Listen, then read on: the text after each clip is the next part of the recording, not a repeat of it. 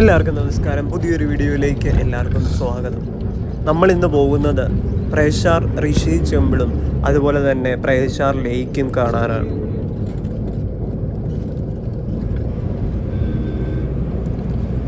മിത്തുകളാലും കഥകളാലും പരസ്പരം ബന്ധപ്പെട്ട് കിടക്കുന്ന ഇടങ്ങളാണ് പ്രഹഷാറിൻ്റെ പ്രത്യേകത.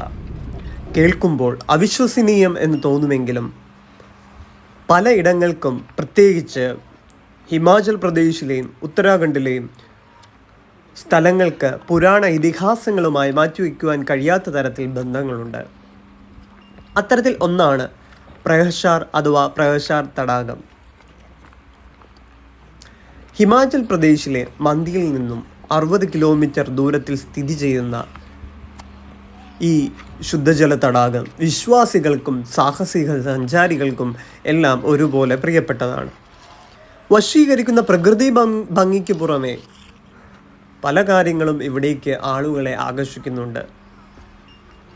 ഇങ്ങോട്ടുള്ള ട്രെക്കിംഗ് ആണ് അതിമനോഹരം. കാഴ്ചകൾ അതിമനോഹരമാണ്. ഏത് സമയത്ത്, പ്രത്യേകിച്ച് നമ്മൾ വിൻ്റർ സമയത്തൊക്കെ ആണെങ്കിൽ സ്നോഫോളൊക്കെ കാണും. അപ്പം കുറച്ച് ബുദ്ധിമുട്ടാണ് ഇവിടെ ട്രക്ക് ചെയ്യാൻ. അല്ലാത്ത സമയം, ഞങ്ങൾ പോയ നവംബർ സമയത്താണ്. ആ സമയത്ത് ഒരു ബുദ്ധിമുട്ടും ഇല്ലായിരുന്നു. നല്ല കാഴ്ചകൾ, അതിമനോഹരമായ കാഴ്ചകൾ കണ്ട് ട്രെക്ക് ചെയ്യാൻ സാധിച്ചു. ഈ പ്രഹഷാർ തടാകത്തിലേക്കുള്ള ഇങ്ങോട്ടുള്ള വഴി കണ്ടോ?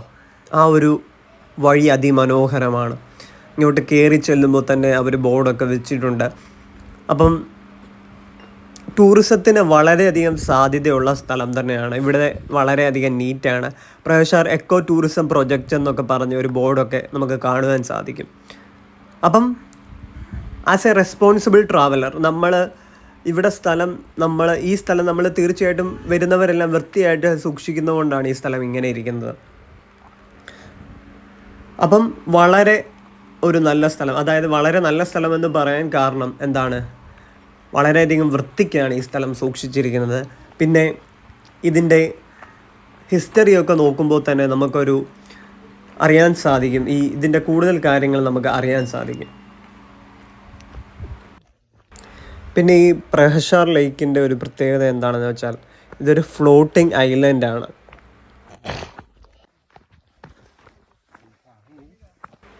തടാകത്തിൻ്റെ പരമാവധി ആഴം അജ്ഞാതമായി തുടരുന്നു. പ്രഹഷാർ തടാകത്തെക്കുറിച്ച് പറയുമ്പോൾ ഐതിഹ്യങ്ങളിൽ നിന്നു തന്നെ തുടങ്ങാം. പുരാണങ്ങളിലെ പല പല കഥകളും ഈ തടാകത്തിൻ്റേതായിട്ടുണ്ട്. അതിലൊന്ന് പ്രഹഷാർ മഹർഷിയുമായി ബന്ധപ്പെട്ടതാണ്.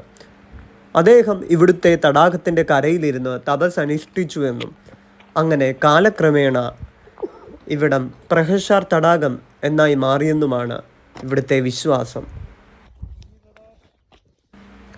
മഹാഭാരതവും പാണ്ഡവരുമായും തടാകത്തിൻ്റെ കഥകൾ ബന്ധപ്പെട്ട് കിടക്കുന്നുണ്ട്. കുരുക്ഷേത്ര യുദ്ധം കഴിഞ്ഞ് മടങ്ങും വഴി പാണ്ഡവർ ഇവിടെ എത്തി. കമ്രുനാഗവുമായി ആയിരുന്നു ഇവരുടെ മടക്കം. യാത്രയിൽ ഈ സ്ഥലത്തെത്തിയപ്പോൾ യക്ഷന്മാരുടെ രാജാവായ കമ്രുനാഗിന് ഈ സ്ഥലം വളരെ അധികം ഇഷ്ടമാവുകയും ഇവിടെ താമസിക്കുവാൻ ആഗ്രഹിക്കുകയും ചെയ്തു.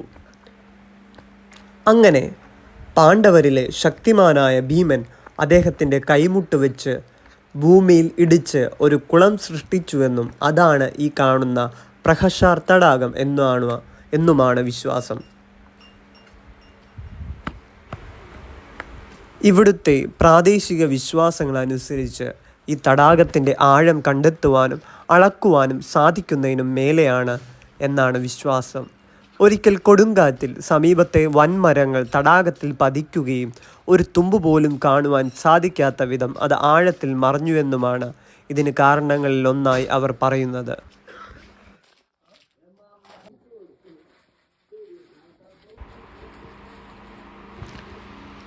ഐതിഹ്യങ്ങളും കഥകളും കാരണം ഈ തടാകത്തിന് എന്നും വിശുദ്ധ പരിവേഷമാണ് ഉള്ളത്. അതുകൊണ്ട് തന്നെ സഞ്ചാരികൾക്കും തീർത്ഥാടകർക്കുമൊന്നും തടാകത്തിലേക്ക് പ്രവേശനം അനുവദിക്കാറില്ല.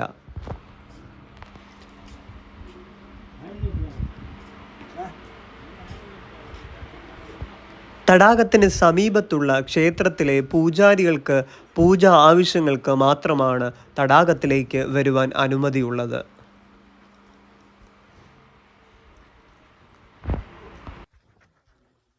തടാകത്തിനുള്ളിലായി ഒഴുകി നടക്കുന്ന ചെറിയൊരു കരപ്രദേശവും ഇവിടെ കാണാം. വിവിധ അവസ്ഥകളിലുള്ള ജൈവ വൈവിധ്യമാണ് ഈ ചെറിയ കരഭാഗത്തായി കാണുവാൻ സാധിക്കുന്നത്.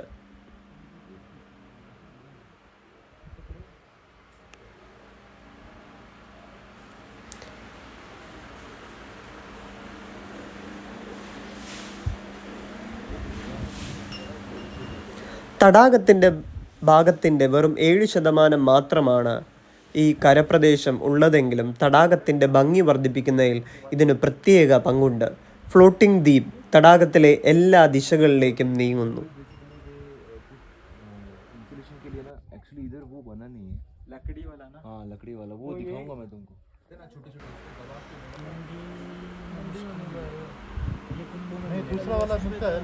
പ്രഹ്ലാദ ക്ഷേത്രത്തിനെ പറ്റി പറയുകയാണെങ്കിൽ പ്രഹ്ലാദ മഹർഷിക്കായി സമർപ്പിച്ചിരിക്കുന്ന ക്ഷേത്രമാണ് ഇവിടുത്തെ പ്രധാന ആകർഷണം. 13-ാം നൂറ്റാണ്ടിൽ നിർമ്മിക്കപ്പെട്ട ഈ ക്ഷേത്രം ബാൻസൺ രാജാവാണ് പണി കഴിപ്പിച്ചത് എന്നാണ് ചരിത്രം പറയുന്നത്. എന്നാൽ ഒരു ബാലൻ ഒറ്റ മരത്തിൽ നിന്നും നിർമ്മിച്ചതാണ് ഈ ക്ഷേത്രമെന്നും ഒരു വിശ്വാസമുണ്ട്. ഹിമാചൽ പ്രദേശിലെ വാസ്തുവിദ്യ അനുസരിച്ച് പഗോഡ രീതിയിൽ 3 തട്ടുകളായി കല്ലിലാണ് ഈ ക്ഷേത്രം നിർമ്മിച്ചിരിക്കുന്നത്.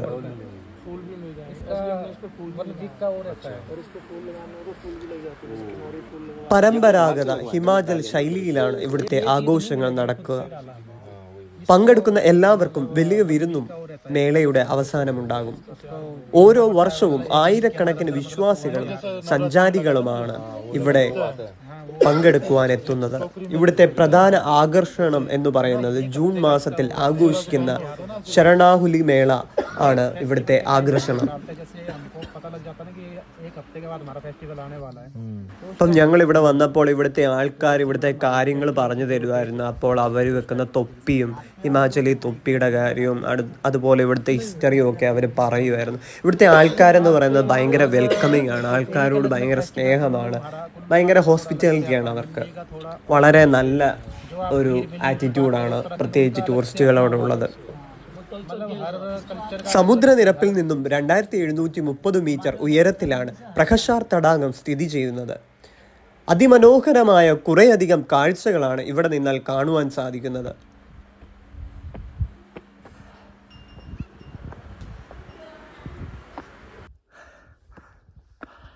ഹിമാചലിലെ ഏറ്റവും മനോഹരമായ ട്രെക്കിങ്ങുകളിൽ ഒന്നാണ് പ്രഹ്ലാദ ട്രെക്ക്. കയറ്റങ്ങളും ഇറക്കങ്ങളും ആപ്പിൾ തോട്ടങ്ങളും പുൽമേടുകളും മഞ്ഞും എല്ലാമായി വ്യത്യസ്തമായ അനുഭവമാണ് ഈ ട്രെക്കിംഗ് സമ്മാനിക്കുന്നത്. ബാഗി എന്നു പേരായ ഗ്രാമത്തിൽ നിന്നുമാണ് ഇവിടേക്കുള്ള യാത്ര ആരംഭിക്കുന്നത്. ദൗലാധർ പർവ്വതത്തെ കണ്ടുകൊണ്ടാണ് യാത്ര മുന്നോട്ട് നീങ്ങുന്നത്. ഇവിടെ എത്തിച്ചേരുവാൻ ട്രക്ക് ചെയ്തും റോഡ് വഴിയും പ്രഹ്ലാദ തടാകത്തിലേക്ക് എത്തിച്ചേരാം. മണ്ടിയിൽ നിന്നും ഇവിടേക്ക് ഒരു ബസ് മാത്രമാണ് സർവീസ് നടത്തുന്നത്. തടാകത്തിൽ നിന്നും 1 കിലോമീറ്റർ അകലെ വരെയാണ് സർവീസ്. അവിടെ നിന്നും ബാക്കി ദൂരം നടന്ന് എത്തേണ്ടി വരും. ഡൽഹിയിൽ നിന്നും 430 കിലോമീറ്റർ അകലെയാണ് മണ്ടി സ്ഥിതി ചെയ്യുന്നത്. അപ്പം ഞങ്ങൾ എത്തിയത് ട്രാവലറിലാണ്. അതായത് ഞങ്ങളൊരു ട്രാവലർ വിളിച്ചായിരുന്നു ഞങ്ങൾക്ക് ഇവിടെ സ്ഥലം സന്ദർശിക്കുവാനൊക്കെ വേണ്ടി. അപ്പം നിങ്ങൾക്കും അതുപോലെ ട്രാവലർ ഹയർ ചെയ്യുവാൻ സാധിക്കും. അതിനൊരു റേറ്റാണ്, ഫിക്സഡ് റേറ്റാണ്. അത് കൊടുത്താൽ നമുക്ക് എല്ലാ സ്ഥലങ്ങളും ഹിമാചലിലെ കുറച്ച് സ്ഥലങ്ങൾ കണ്ട് പാക്കേജ് പോലെ നമുക്ക് ഒരു ഫിക്സഡ് റേറ്റിൽ നമുക്ക് സഞ്ചരിക്കാൻ സാധിക്കും. ഇങ്ങോട്ടൊക്കെ വരുന്നുണ്ടെങ്കിൽ അത് തന്നെയായിരിക്കും കൂടുതൽ ലാഭം. ഈ ഒരു വ്യൂ ആണ്, ആ ഒരു മേളിൽ കയറി നമ്മൾ ട്രെക്ക് ചെയ്ത് മേളിൽ കയറി ആ ഒരു വ്യൂ കാണുമ്പം തീർച്ചയായിട്ടും അതൊരു പ്രത്യേക എക്സ്പീരിയൻസ് തന്നെയാണ്.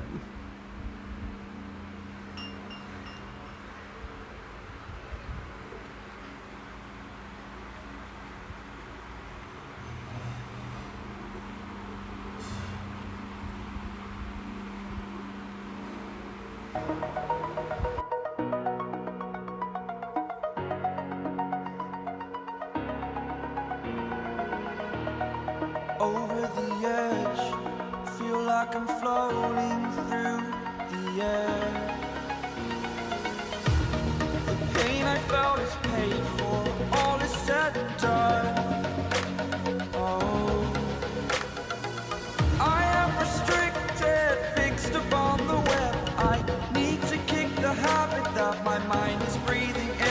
യാത്ര ചെയ്യുമ്പോൾ നമ്മൾ പഠിക്കുന്ന ഒത്തിരി കാര്യങ്ങളുണ്ട്. പിന്നെ യാത്ര ചെയ്യാൻ പറ്റുക എന്നുള്ളത് ഒരു ഭാഗ്യം തന്നെയാണ്. നമ്മുടെ യൂഷ്വൽ എൻവയറമെൻറ്റിൽ നിന്ന് മാറി നമ്മൾ ഓരോ സ്ഥലങ്ങൾ കാണുവാനും അവിടുത്തെ ആൾക്കാരുടെ കൾച്ചർ മനസ്സിലാക്കുവാനും ഒക്കെ യാത്രയിലൂടെ സാധിക്കുന്നു. പിന്നെ നമ്മുടെ കണ്ണുകൾ കൂടുതൽ തുറപ്പിക്കുന്നു. കാരണം എന്താണെന്ന് വെച്ചാൽ നമ്മൾ ഇത്രയും നാളും ജീവിച്ച, അതായത് നമ്മുടെ ചുറ്റുവട്ടം പോലെയല്ല ഇവിടുത്തെ ആൾക്കാരുടെ ജീവിത ശൈലി വ്യത്യാസമാണ്. അവരെങ്ങനെ ആൾക്കാരെ സ്വീകരിക്കുന്നു എല്ലാം നമുക്ക് പഠിക്കാൻ സാധിക്കും. അതുപോലെ അവിടുത്തെ ഭക്ഷണ രീതികളും എല്ലാം ഒരു പ്രത്യേകത തന്നെയാണ്.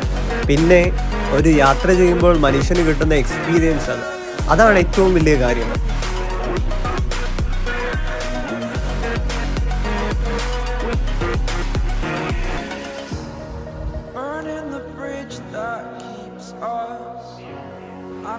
പിന്നെ ഈ മേളിൽ നിന്ന് ട്രെക്ക് ചെയ്ത് മേളിൽ കയറിയിട്ട് നമുക്ക് കാണാൻ പറ്റുന്ന ഈ ഒരു കാഴ്ച, അതാണ് ആ ഒരു എത്രയും നമ്മൾ ട്രെക്ക് ചെയ്തിട്ട് ആ ഒരു കാഴ്ച കാണുമ്പോൾ നമ്മുടെ മനസ്സിന് കിട്ടുന്ന ഒരു സന്തോഷമുണ്ട്. അത് പറഞ്ഞറിയിക്കാൻ പറ്റുന്നതിലും അപ്പുറമാണ്. നിങ്ങൾ എക്സ്പീരിയൻസ് ചെയ്യണം. അപ്പം ഇവിടെ വരാത്തവരൊക്കെ വന്നൊന്ന് എക്സ്പീരിയൻസ് ചെയ്യുവാണെങ്കിൽ നിങ്ങൾക്കൊരു പ്രത്യേക അനുഭവം തന്നെയായിരിക്കും.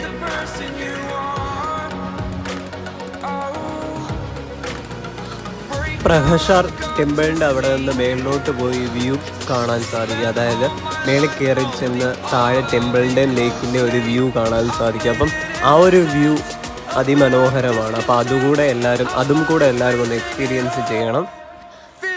പിന്നെ മുകളിൽ കയറി ചെല്ലുമ്പോൾ തന്നെ പാരാഗ്ലൈഡിങ് ആക്ടിവിറ്റീസൊക്കെ അവിടെ ഉണ്ട്. അപ്പം അതിൻ്റെ റേറ്റ് തിരക്കി. അപ്പം താല്പര്യമുള്ളവർക്ക് അതുപോലെ അഡ്വഞ്ചർ ആക്ടിവിറ്റീസൊക്കെ അവിടെ ട്രൈ ചെയ്ത് നോക്കാവുന്നതാണ്. പിന്നെ തീർച്ചയായിട്ടും ഏതൊരു നേച്ചർ ലവറിനും ഇഷ്ടപ്പെടുന്ന സ്ഥലം തന്നെയാണ്. ഇവിടുത്തെ ഒരു കാഴ്ചകൾ തന്നെയാണ്. ഓരോ സമയങ്ങളിലും ഇവിടുത്തെ കാഴ്ചകൾ മാറിക്കൊണ്ടിരിക്കും. അതായത് സ്നോഫോളൊക്കെ ഉള്ള സമയത്ത് കുറച്ചുകൂടി മനോഹരമായിരിക്കും. പക്ഷേ ഇവിടം വരെ എത്തിച്ചേരാൻ കുറച്ച് ബുദ്ധിമുട്ടുണ്ടായിരിക്കും. അങ്ങനെ ഒരു പ്രശ്നമാണ്. അപ്പം പിന്നെ നവംബർ മാസത്തിലാണ് ഞങ്ങൾ പോയത്. അപ്പം നവംബറിലൊക്കെ ഇങ്ങനെ ഇത്രയും മനോഹരമായിട്ട് നമുക്ക് കാഴ്ചകൾ ആസ്വദിക്കാൻ സാധിക്കും. ഈ ഏറ്റവും മുകളിൽ നിന്നുള്ള ഈ ടോപ്പിൽ നിന്നുള്ള view അതിമനോഹരമാണ്.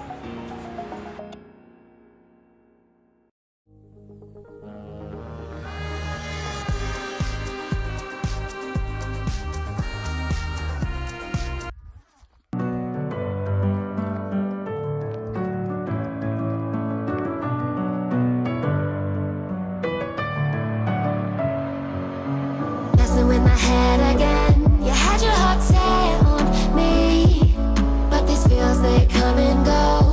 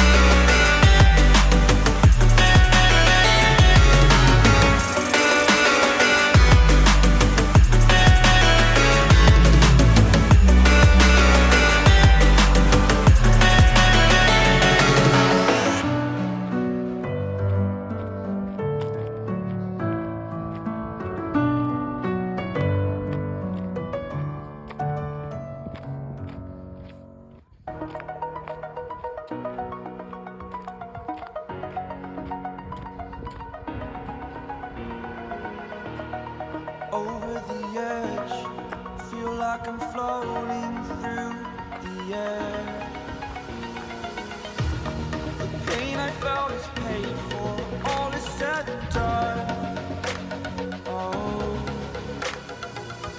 I am restricted, fixed upon the web.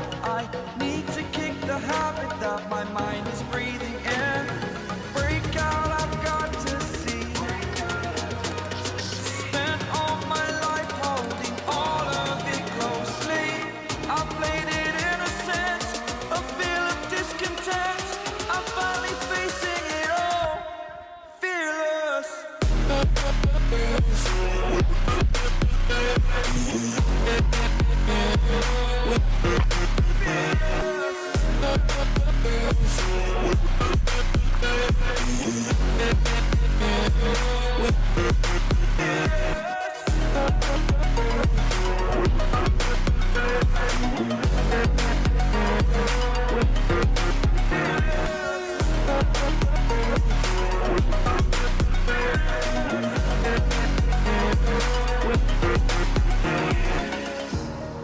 Burning the bridge that keeps us.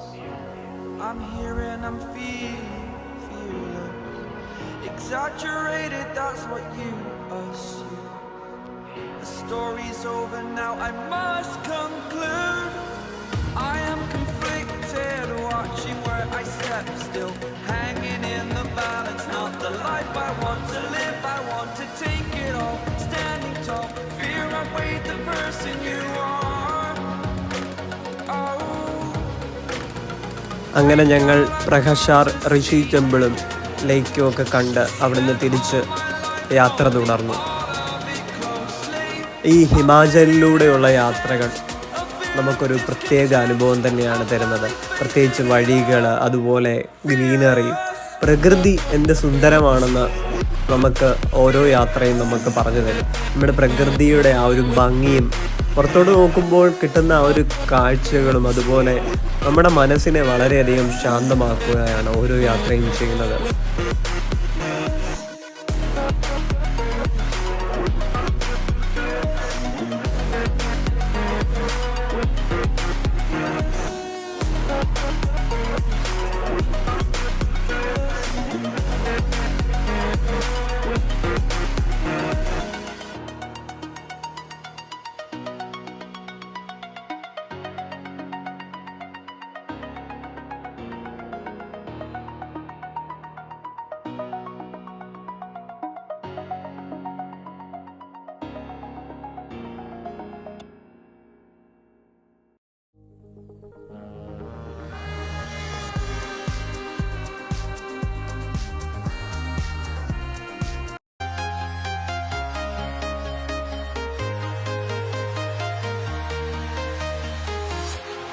Walking alone, the streets are empty.